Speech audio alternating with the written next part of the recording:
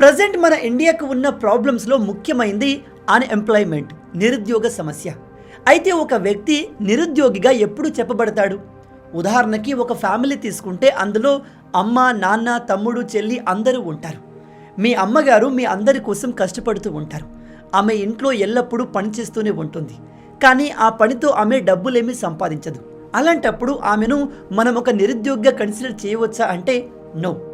నిరుద్యోగి డెఫినేషన్ ఏమిటంటే ఒక వ్యక్తి వయసు 18 నుంచి 59 మధ్యలో ఉండి తన దగ్గర మార్కెట్ రిక్వైర్మెంట్కి తగిన స్కిల్స్ అండ్ డిగ్రీ ఉండి జాబ్ చేయాలి అనుకున్నప్పటికీ దొరకకపోతే అతన్ని ఒక నిరుద్యోగిగా కన్సిడర్ చేయవచ్చు. ఇంకొందరు ఉంటారు, వాళ్ళ వయసు 18 నుంచి 59 మధ్యలో ఉండి ఎటువంటి స్కిల్స్ లేకుండా ఉంటారు అండ్ వాళ్ళకు ఉద్యోగం చేసే ఇంట్రెస్ట్ కూడా ఉండదు. జస్ట్ రోజు పొద్దున లేచి తిని అలా తిరిగి వచ్చి పడుకుంటారు. అలాంటి వాళ్ళు కుటుంబానికి అండ్ దేశానికి ఒక అనవసరమైన భారం లాంటి వాళ్ళు. ఎందుకంటే వీళ్ళు ఉద్యోగం చేసే వాళ్ళు ఎంత తింటారో అంతే తింటారు, రీసోర్స్ని కూడా అంతే యూజ్ చేసుకుంటారు. వీళ్ళ వల్ల పొల్యూషన్ కూడా అంతే లెవెల్లో క్రియేట్ అవుతుంది. కానీ వీళ్ళతో ఇంటి పరిస్థితి మెరుగు కాదు, దేశ ఎకానమీకి ఎటువంటి లాభం ఉండదు.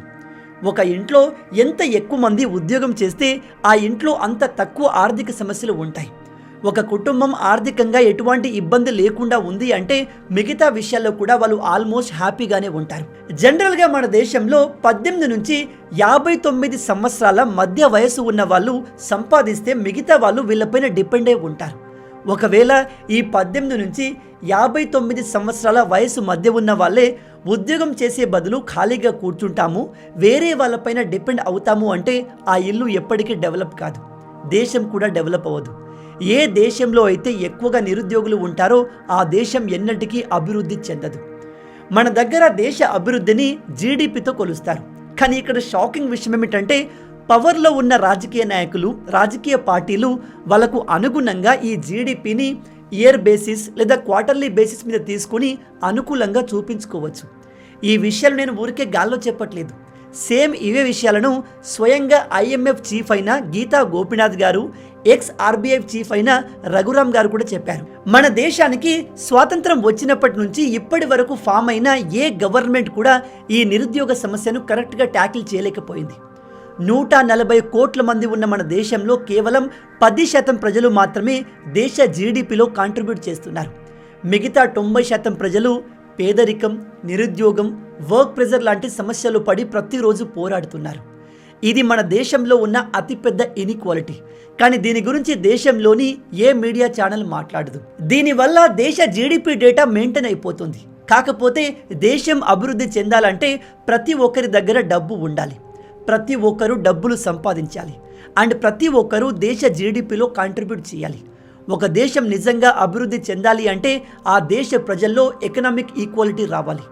గుర్తుపెట్టుకోండి, గ్యాస్ ఫ్రీగా ఇవ్వడం వల్ల, ల్యాప్టాప్లు ఫ్రీగా ఇవ్వడం వల్ల, free current, free water, free ration ఇవ్వడం వల్ల దేశం అభివృద్ధి చెందదు. రాజకీయ పార్టీలు ఇచ్చే ఫ్రీ బీస్లు దేశానికి మంచి కంటే చెడే ఎక్కువగా చేస్తాయి. అందుకే ఈ ఫ్రీ బీస్ని ఎక్కువగా ఇచ్చే పార్టీలకు సపోర్ట్ చేయకండి. మన దేశంలో రాజకీయ నాయకులు అలాగే పవర్లో ఉన్న పార్టీలు చూపించే జీడిపి యాక్యురేట్గా ఉండదు. దాన్ని వాళ్ళకు తగ్గట్టుగా మార్చుకుంటారు.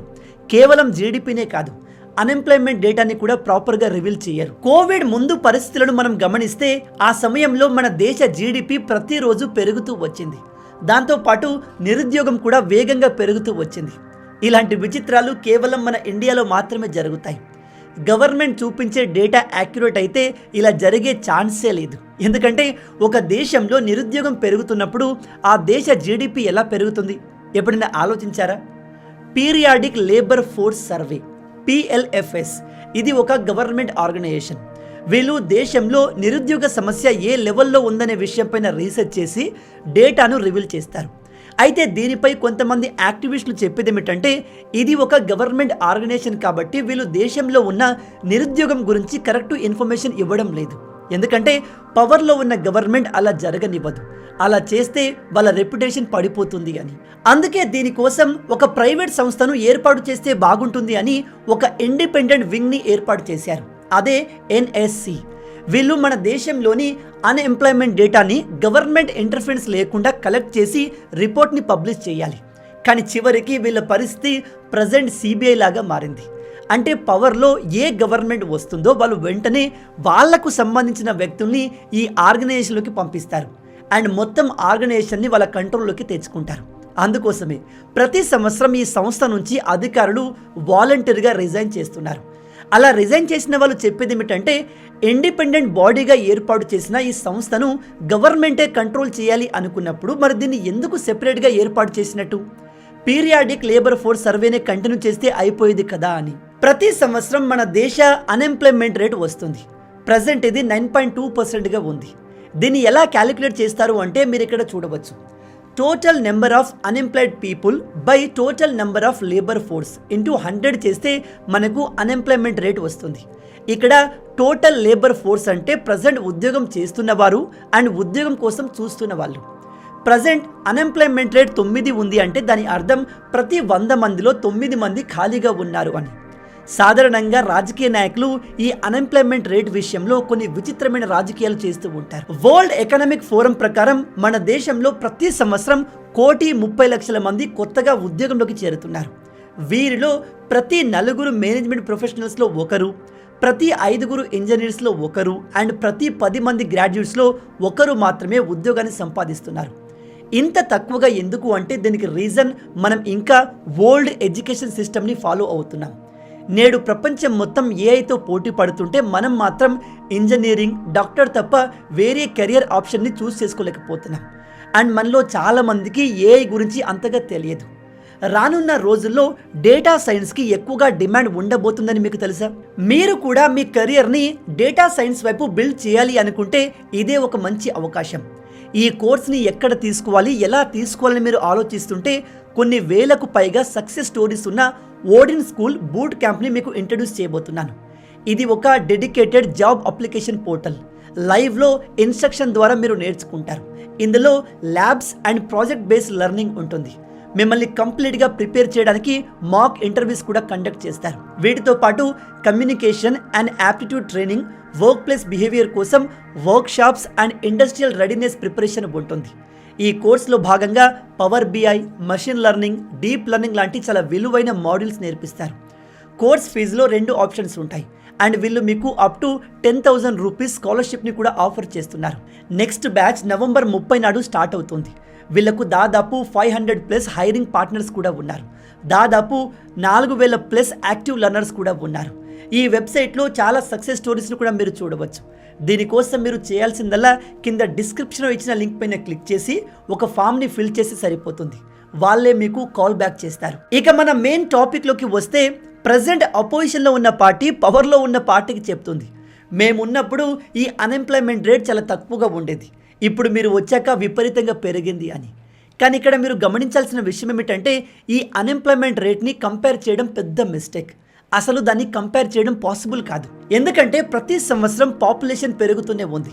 ఉదాహరణకి 2011-12 సమయంలో 10 మిలియన్ల నిరుద్యోగులు ఉంటే 2017-18 సమయంలో ఈ సంఖ్య 30 మిలియన్లకు చేరింది. అండ్ ప్రతి సంవత్సరం దేశ పాపులేషన్ 1% పెరుగుతూ పోతుంది. పరిస్థితులు ఇలా ఉన్నప్పుడు పాత డేటాని కొత్త డేటాతో అసలు కంపేర్ చేయడం కరెక్ట్ కాదు. ఒక గవర్నమెంట్ ఆఫీస్లో ప్యూన్గా పనిచేయడానికి కావలసిన మినిమం క్వాలిఫికేషన్ 10th క్లాస్. కానీ ఒకసారి ఉత్తరప్రదేశ్లో 62 ప్యూన్ పోస్టుల కోసం దాదాపు 93,000 మంది అప్లై చేశారు. షాకింగ్ విషయం ఏమిటంటే ఇందులో 3,000 మంది పిహెచ్డి చేసిన వాళ్ళు, 28,000 మంది పీజీ చేసిన వాళ్ళు, 50,000 మంది గ్రాడ్యుయేట్స్ ఉన్నారు. అలాగే 230 ఓపెన్ పోస్టుల కోసం దాదాపు 30 లక్షల అప్లికేషన్స్ వచ్చాయి. పవర్లో ఉన్న రాజకీయ నాయకులు అండ్ పార్టీలు జీడిపిని మార్చేస్తారు అండ్ ఈ అన్ఎంప్లాయ్మెంట్ రేట్ని కూడా మార్చేస్తారు. కానీ ఇదిగో ఇలా ఉద్యోగాల కోసం వచ్చే లక్షల అప్లికేషన్స్ని దాయలేరు. దీన్ని బట్టి మన దేశంలో నిరుద్యోగ సమస్య ఎంత ఎక్కువగా ఉందనే విషయం మనకు క్లియర్గా అర్థమవుతుంది. ఈ విషయం చెప్పడానికి నాకు చాలా బాధగా ఉంది. కానీ ప్రజెంట్ చాలామంది నిరుద్యోగులు గవర్నమెంట్ ఏదో ఒక నోటిఫికేషన్ ఇస్తుంది, మాకు ఉద్యోగాలు వచ్చేస్తాయి అని ఆశలో ఉన్నారు. ఒకవేళ నోటిఫికేషన్ రాకున్నా పవర్లో ఉన్న పార్టీ నిరుద్యోగులకు ఎంతో అంత నిరుద్యోగ భృతిని ఇస్తుంది, దాంతో గడిపేద్దాం అనే ఆలోచనలో ఉన్నారు. కొంతమంది అయితే వాళ్ళు సపోర్ట్ చేసే రాజకీయ నాయకుడు లేదా వాళ్ళ కులానికి చెందిన రాజకీయ నాయకుడు వచ్చి వాళ్ళకు ఉద్యోగాలు ఇప్పించేస్తాడు అనే ఆశలో ఉన్నారు. కానీ గైస్, అలా ఎప్పటికీ జరిగే ఛాన్స్ లేదు. ఏ రాజకీయ నాయకుడు, ఏ పొలిటికల్ పార్టీ కూడా మన దేశంలో ఉన్న నిరుద్యోగ సమస్యను తీర్చలేదు. నేను ఇలా ఎందుకు చెప్తున్నాను అంటే, ఒక రిపోర్ట్ ప్రకారం మన దేశంలో దాదాపు 53 మిలియన్స్ మంది నిరుద్యోగులుగా ఉన్నారు. ఈ నిరుద్యోగ సమస్యను తగ్గించాలంటే కొత్తగా 10 మిలియన్ల జాబులు కావాలి. అంటే 1 కోటి ఉద్యోగాల్ని కొత్తగా క్రియేట్ చేయాలి. అంటే ఇవాళ నుంచి ప్రతిరోజు 27,000 ఉద్యోగాల్ని క్రియేట్ చేస్తే రాబోయే 12 సంవత్సరాల్లో ఈ నిరుద్యోగ సమస్యను తీర్చవచ్చు. రోజుకి 27,000 ఉద్యోగాలు. కానీ ఒకసారి ఆలోచించండి, రోజుకు 27,000 ఉద్యోగాల్ని ఎవరు క్రియేట్ చేస్తారు? ప్రజెంట్ ఉన్న గవర్నమెంట్లు సంవత్సరానికి 10,000, 20,000 ఉద్యోగాల్ని క్రియేట్ చేయలేకపోతున్నాయి. అలాంటిది రోజుకు 27,000 ఉద్యోగాల్ని క్రియేట్ చేయడం అంటే అది కంప్లీట్లీ ఇంపాసిబుల్. ఇక్కడ ఇంకో విషయం ఏమిటంటే, రోజుకు 27,000 ఉద్యోగాలు క్రియేట్ చేసినప్పటికీ ఈ సమస్యను పరిష్కరించేందుకు 12 సంవత్సరాలు పడుతుంది. అంటే 12 సంవత్సరాల తర్వాత మన వయసు ఎక్కడి వరకు వెళ్తుంది? 30లో ఉన్నవాళ్ళు 40లో పడతారు, 40లో ఉన్నవాళ్ళు 50లో పడతారు. అప్పుడు మనం ఉద్యోగం చేసే పరిస్థితులు కూడా ఉండము. అందుకే నేను మీకు క్లియర్గా చెప్పేది ఏమిటంటే, మన దేశంలో ఉన్న నిరుద్యోగ సమస్యను సాల్వ్ చేయడం ఏ గవర్నమెంట్తో అవ్వదు. ఇక్కడ షాకింగ్ విషయం ఏమిటంటే, మన దేశంలో నిరుద్యోగులు కోట్లలో ఉన్నప్పటికీ దేశంలో ఉన్న పెద్ద పెద్ద కంపెనీలు తమకు కావలసిన క్యాండిడేట్ల కోసం కోట్ల రూపాయలు ఖర్చు చేస్తున్నాయి. ఇప్పుడు మీలో కొంతమంది అనుకోవచ్చు, అదేంటి బ్రదర్, మన దేశంలో నిరుద్యోగులు కోట్లలో ఉన్నారు కాబట్టి కంపెనీలకు ఉద్యోగులు కావాలంటే ఈజీగా దొరుకుతారు, అలాంటప్పుడు వాళ్ళెందుకు కోట్ల రూపాయలు ఖర్చు పెడుతున్నారు అని. దీనికి ఆన్సర్ ఏమిటంటే, ప్రజెంట్ దేశంలో ఉన్న పెద్ద పెద్ద కార్పొరేట్ కంపెనీల ప్రకారం దేశంలో ఉద్యోగం చేసేందుకు చాలామంది నిరుద్యోగులు రెడీగా ఉన్నారు. కానీ వాళ్లకు కావాల్సిన స్కిల్స్ లేవు. ఈ కంపెనీలు మాకు బేసిక్ ఎంట్రీ లెవెల్ స్కిల్స్ ఉన్నా పర్లేదు అంటున్నాయి. కానీ అలాంటి స్కిల్స్ కూడా ప్రజెంట్ మన యువతలో లేవు. ఇది నేను చెప్తున్న విషయం కాదు, అనేక రిపోర్ట్స్ చెప్తున్న విషయాలు.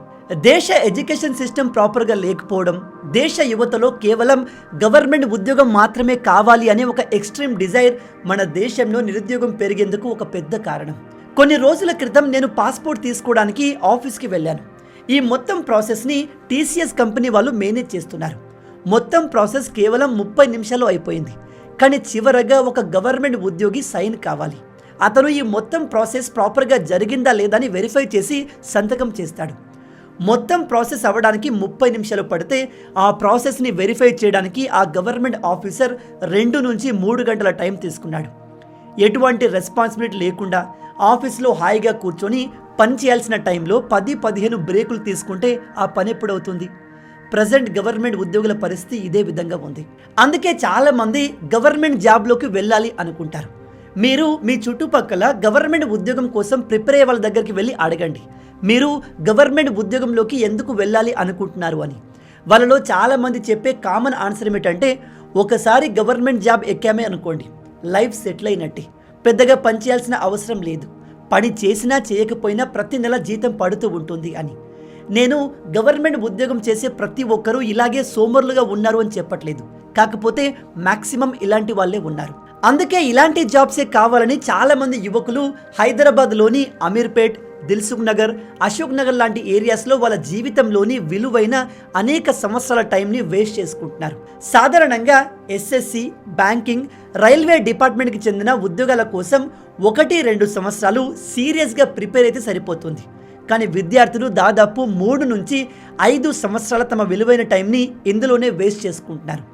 వీళ్లకు అంత టైం ఎందుకు పడుతుంది అంటే, కొన్నిసార్లు ఎగ్జామ్లు పోస్ట్పోన్ అవుతాయి, మరికొన్నిసార్లు పేపర్లు లీక్ అయిపోతాయి, ఇంకొన్నిసార్లు ఎగ్జామ్ అయిపోయినా రిజల్ట్స్ రావు, రిజల్ట్స్ వచ్చినా వాళ్ళకు పోస్టింగ్ రాదు. ఇలా ఈ మొత్తం ప్రాసెస్ కంప్లీట్ అవ్వడానికి మినిమం 3 నుంచి 5 సంవత్సరాల టైం పడుతుంది, కొన్నిసార్లు అంతకన్నా ఎక్కువ కూడా పడుతుంది. మీరు చెప్తే నమ్మరు, 2016 టీఎస్పీఎస్సీ గ్రూప్ 2 పోస్టుల కోసం ఎగ్జామ్ రాసిన వాళ్ళు క్వాలిఫై అయిన తర్వాత కూడా పోస్టింగ్ల కోసం 2019-20 వరకు వెయిట్ చేయాల్సి వచ్చింది. సెంట్రల్కి చెందిన ఆర్బీఐ, ఎన్టీపీసీ ఎగ్జామ్స్లో కూడా ఇలాగే డిలే అవుతుంది. ఈ కాలంలో వరల్డ్ చాలా ఫాస్ట్గా చేంజ్ అవుతూ వస్తుంది, టెక్నాలజీ కూడా వేగంగా అభివృద్ధి చెందుతుంది. ఇలాంటి సమయంలో లక్షల మంది విద్యార్థులు కేవలం గవర్నమెంట్ జాబ్ మాత్రమే కావాలని చెప్పి దానికోసం ట్రై చేయడం అంత కరెక్ట్ కాదు. ఇక్కడ నేను మిమ్మల్ని గవర్నమెంట్ జాబ్ కోసం ట్రై చేయకూడదు అని చెప్పట్లేదు, ట్రై చేయండి, కానీ దానికంటూ ఒక లిమిటెడ్ టైం పెట్టుకోండి. మీరు సాధించాలి అనుకునే ఒక చిన్న జాబ్ కోసం 5-6 సంవత్సరాల టైంని వేస్ట్ చేయడం సరైన నిర్ణయం కాదు అని చెప్తున్నాను. ఈ కాలంలో స్టార్టప్ కల్చర్ వేగంగా అభివృద్ధి చెందుతుంది. డిఫరెంట్ జాబ్ స్కిల్స్ వచ్చాయి. ఉదాహరణకి digital marketing, cloud computing, artificial intelligence, big data, data engineering ఇలాంటి కొత్త స్కిల్స్ వస్తున్నాయి. ఇలాంటి స్కిల్స్ ఇంతకుముందు ఉండేవి కాదు. ఇప్పుడు మార్కెట్లో ఇవే నడుస్తున్నాయి. ఇలాంటి స్కిల్స్ని నేర్చుకుని చాలామంది లక్షలు సంపాదిస్తున్నారు. ఇక్కడ ఇంట్రెస్టింగ్ విషయం ఏమిటంటే ఈ స్కిల్స్ని మీరు నేర్చుకోవడానికి గవర్నమెంట్ జాబ్స్ కోసం కష్టపడినట్టు సంవత్సరాల పాటు కష్టపడాల్సిన అవసరం లేదు. కేవలం 6 నెలలు, సంవత్సరంలోనే వీటిలో మీరు ఎక్స్పర్ట్ అవ్వచ్చు. వన్స్ మీకు ఇలాంటి స్కిల్స్ వచ్చాక పెద్ద కంపెనీస్లో మంచి ఉద్యోగాలు పొందడం ఈజీ అవుతుంది.